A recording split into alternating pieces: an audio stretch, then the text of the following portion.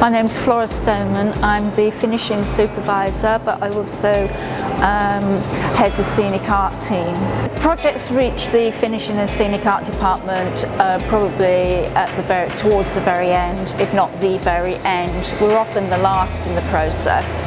It may start off with CNC, it may then go to sculptors and prop makers, and then come through to us. There are quite a few standout projects, one of them being a 20-metre high golden figure for Ashgabat, representing their fantastical figure of Oghuz Khan. I think the challenge for that particular project is on site.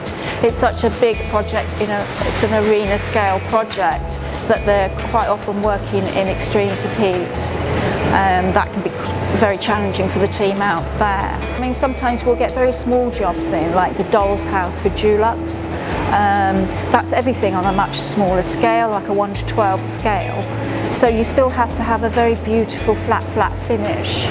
So you have to have people with painting, decorating skills or scenic skills who can then transpose that to a much smaller scale. That can be challenging for people to actually achieve a beautiful finish on a tiny scale as well as a large one. Every day is different and everything we do is unique.